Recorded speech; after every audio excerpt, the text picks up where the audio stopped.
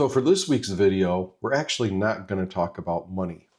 Yes, money is a critical part of retirement, but what I want to touch on a bit is avenues going into retirement, how we can practice and trial retirement, how we can live a retirement life now while we're still employed, and how we can take those trips that we've always been wanting to take that we keep thinking we can only do when we're retired.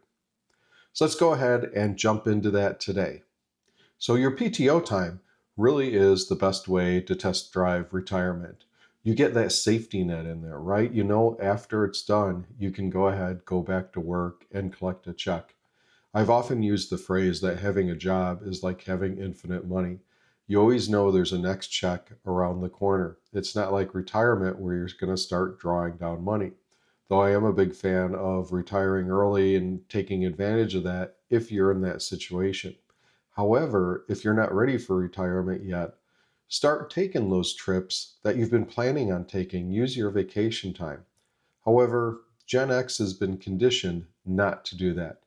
We've been conditioned to be the generation that comes in and stays later than the boss. We don't go home early. We brag about how many hours we put in, how many weekends we worked, and how much vacation time we didn't use each year. And that's really a failure of us to live life. The vacation time we get is a big perk, and a lot of people discount it, especially as you're getting older and you start to accumulate several weeks of vacation time at a job. If you're not using that, you're losing out on life. You're losing out on opportunity. You're losing out on excitement, and you're burning yourself out on work. Just remember, when you leave, they'll replace you and move on. No one will care. You'll be forgotten about after several years. So for Gen X, making this switch to go ahead and start leveraging that vacation time to start taking those retirement trips prior to retirement is totally counterintuitive. So what are some of the factors that have conditioned us to be this way? Well, we've lived through a number of recessions, right? We've seen large-scale layoffs. We've seen stagnation of wages. We've seen inflation of products. And it really kind of scares us to be without a job, if we're honest with ourselves. We really worry about if we'll be able to afford retirement. Most of us are post-pension, right? No pensions are offered unless you have a government job. So we're really on our own. Did we figure this out right? Did we determine the money we need? Are we going to have enough to last? And many people, their parents may have had a pension and they just retired one day, but they still continued to collect a paycheck.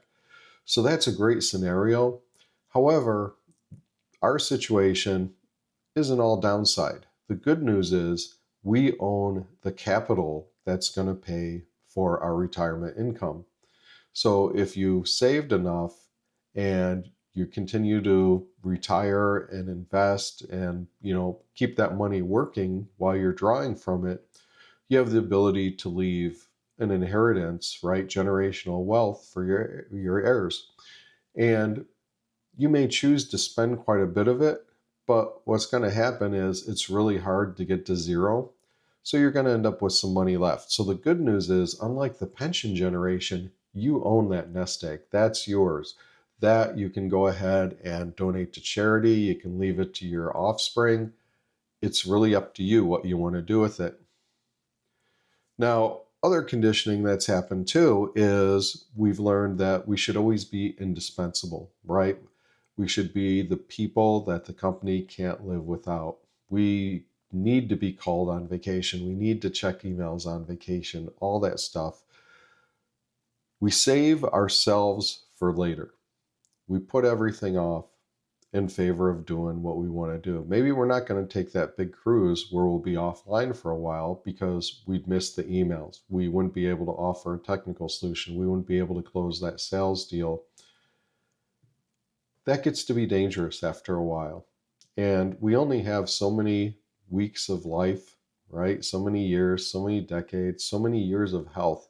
You could live to be 95, but if those last 20 years you're in poor health and unable to do anything, you'll regret not having taken these trips now when you're feeling good and you're younger and you're able to move around and you have that recurring income. That's going to continue to happen. So this is a way to start to enjoy life as you move toward retirement, because you want to go into retirement with excitement. You want to go in there with the ability to just have a positive outlook on life, not be burnt out from work, but go in there knowing that this is going to be a good thing. You have some confidence, you know what kind of travel you're going to do, you've done some of it already, instead of trying to pack it all in to a fixed income in your post-work life. So test driving retirement isn't really about quitting. It's not about the luxury travel itself. It's not about burning yourself out. It's not really about early retirement. This really is about just getting into that mindset, figuring out where you want to go, what you want to do, where you want to live. You can live in a retirement community and still work. In fact, more and more people are doing that with the rise of working remote, working from home. They're moving to big retirement communities. They're spending their evenings living the retirement lifestyle. And then during the day, they're working. And in many retirement communities, it's hot during the day for most of the year. So being inside working isn't necessarily a bad thing. Then at night when it cools off, you can go meet people for dinner, you can see live music, you can join clubs and do activities. So all this is available as pre-retirement. You don't have to be fully retired anymore. Unlike our parents and grandparents who had industrial jobs and hands-on jobs, yeah, they had to be in a particular location and the jobs were physically demanding. Now, some of you do have physical demanding jobs, and for that, if you want to retire early, absolutely go for it. Save your body, enjoy life. But for others who have more administrative and white collar jobs that can do them remotely, this is a time to make that change and do it early and start living that retirement lifestyle.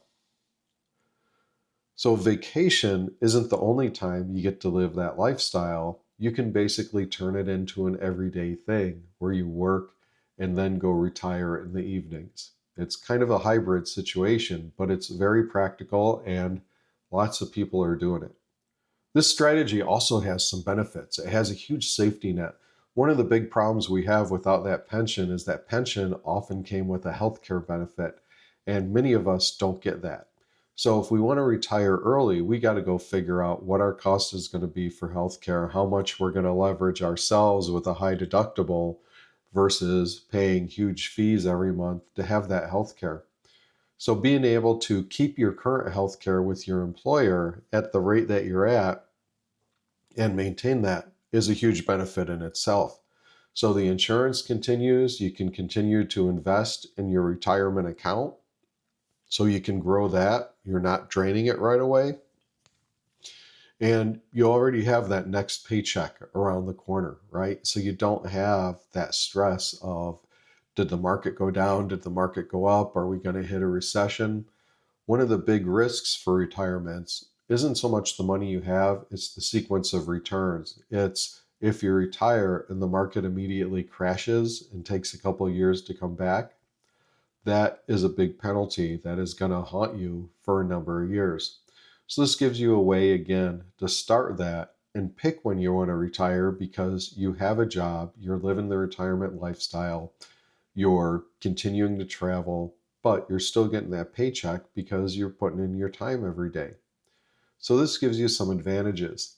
Additionally, you may have the opportunity to scale back. You might be able to go to 3 or 4 days a week and still keep your benefits. Some employers will allow that. If you have 24 or 32 hours a week, you can keep your benefits, keep working, but you're continuing to increase your retirement lifestyle time in this hybrid model each week. I've mentioned in other videos that I had a client who was close to retirement and I was on the phone with her and I said, hey, now that you're retired, you can do all this travel. And she had brought up the fact that she'd been traveling. In fact, the best time to travel is when you're still working because you don't worry about paying for those upgrades. You don't worry about taking the nicer cruise or getting the nicer cabin or upgrading to the better seats on your flight somewhere. You still have that income coming in. So making those changes while you're still working and starting to live that retirement lifestyle while you're still working becomes important. You're not spending down your assets to take trips. You're using that income, especially if you're geared up where you have enough income for retirement right now, but you don't know how you're going to fill the time. Why not just keep working, keep getting that paycheck, use that money that's coming in to pay for these trips, to pay for these experiences, instead of working down your assets. And again, this will vary depending on the individual, but the real discussion here is that hybrid model and making that available and looking at that. And there have been many people who have been leveraging that already as I've been learning as I get closer to retirement age and start talking to people about this and what they're doing and how they're living. I'd say a large percentage of people in the retirement communities are still working. The other issue is for Gen X, some of you may find you're bored out of your mind in retirement. Long vacations, more trips give you a way to not only ease into those experiences and ease into retirement, but also to figure out what you're going to do, how you're going to occupy your time. I had kind of a pseudo retirement for 3/4 of 2025. I had finished my prior job, they had gotten bought out. I had been exited as part of that. And I was kind of poking around looking for new employment, but also floating the idea of retiring early. So it was an interesting time because my wife was still working. She loves her job and wants to keep working, and we need healthcare benefits. And my youngest child is still a minor and still in school, so we're still paying for his healthcare and benefits and raising him and making sure he gets launched in life. Long story short, I really wasn't able to live a retirement lifestyle. I wasn't able to move where I wanted to move. While it was a great retirement community, the schools there weren't practical, and the conditions to use the good school were not going to align. It wasn't going to work out. So I wound up staying home. And at first, I did all kinds of projects around the house, but then I started to get bored. I'd more tinker, I'd do the YouTube thing and figure out what I was going to do each day. And even though I found things to do, I've also discovered that those things were unfulfilling. I like to contribute, I like to be part of a team. And going into my full retirement eventually, this experience will help me tune that. It'll help me derive what are my requirements, right, to retire. Where am I going to live? What am I going to do? How are we going to spend our days? When are we both going to retire? Will our children be off on their own and be properly launched out into their careers in the real world?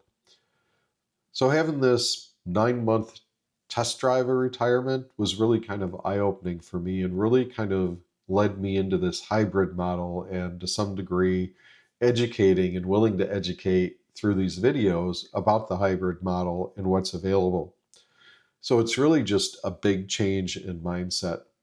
However, one of the good things about the time off was it did give me time to recover from years and years of burnout, right? Just continuing to work and work and work. And fortunately, we had been well positioned for that. However, sometimes just a change of scenery can help. So if you're in your 50s and you're thinking about early retirement and you're empty nesters, maybe kids are moved out, maybe you never had kids and you have the freedom to go live where you want, definitely take advantage of that while you're still working. Even if you don't have a remote job today, some companies will be accommodating to find ways to keep talent on board. So they may make an exception for you to go ahead and work remote. The other option would be to find maybe different employment that would enable you to do that, to take that job with you somewhere else. So this way you get to pick, right? You get to time out when you want to retire. About 50% of people get retired versus picking to retire. But if you still have a job, you're in control of that. You're in control of your decision. Now, keep in mind that you don't want to work to an extreme, right? You don't want to spend the rest of your life working if you don't enjoy it and you don't have to. But this is a way to kind of do that hybrid and balance both to get to the point where you're ready to kind of kick back, relax, enjoy life. You've done a lot of the big trips, those have been paid for out of your work income. And now you're ready to live a different lifestyle and reap the rewards of your years of work. This hybrid model still provides structure, cash flow, and safety, right? You have that safety net of still having a job. If the market dips because something happens in the economy, you still have those paychecks coming in to live off of. So this isn't really about stopping work.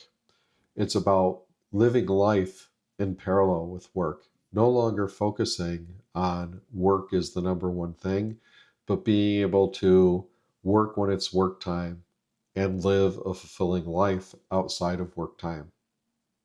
To reevaluate what your priorities are and to start moving forward toward that path of putting life first instead of work first. So for Gen X, retirement doesn't necessarily start with quitting. It begins with learning how to live before the paycheck stops.